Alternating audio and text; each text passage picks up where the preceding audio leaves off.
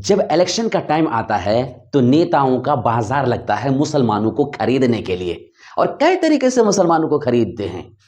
कभी तो बीजेपी का डर दिखा करके खरीदते हैं, ए हमें वोट दिया कीजिए और उनको दीजिएगा ना तो फिर बीजेपी जीत जाएगी। हाँ, तो बीजेपी को हराने के लिए हमें वोट दिया कीजिए, ये एक कीमत बन गई। दूसरा, मुसलमान इतने गिरे हुए हैं और इतने अनपढ़ हैं, इनके भेजा में पता नहीं शायद गोबर आ गया होगा, कितने मुसलमानों का, सारे का नहीं। सस्ते दामों बिक जाते हैं, कुछ नहीं समझते, कुछ भी गौर फिक्र नहीं करते। हालांकि इलेक्शन के वक्त सबसे ज्यादा सोच विचार करना चाहिए कि हम जो है विधायक तैयार करने जा रहे हैं, नेता तैयार करने जा रहे हैं, ये कैसा होगा हमारे लिए, हमारे हित का होगा, भलाई का होगा या नहीं, या कि आगे चल करके ये हमें परेशान करेगा। अभी तो पाँव पकड़ रहा है, आगे चल करके हमें जूते की नोक पर रख करके फुटबॉल बना करके उड़ा सकता है। कुछ भी नहीं सोचते। कितने मुसलमान 10-20 रुपये में बिक जाते हैं, कितने मुसलमान एक चाय में बिक जाते हैं।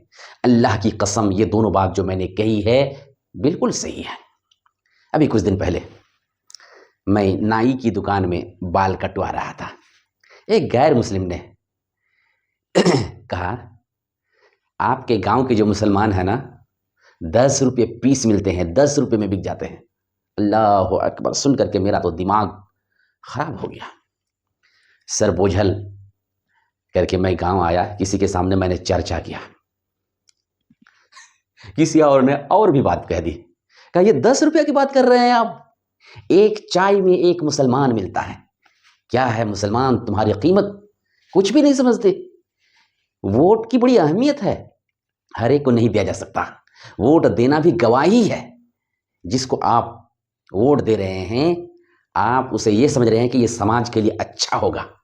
आप गवाही पेश कर रहे हैं कि ये समाज के लिए ठीक ठाक है।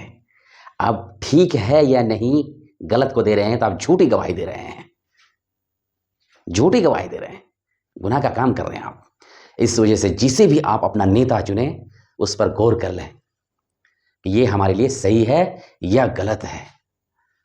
तो इस तरह से बिके नहीं, अपने आप को बर्बाद ना करें और बर्बाद नेता देश के लिए न चुने। अभी जो सच्चा एक नेता मैं देख रहा हूं, ओवैसी साहब के सामने कोई नहीं है। ओवैसी हिंदू, मुस्लिम, सिख, ईसाई सबके लिए वो बेहतरीन नेता है।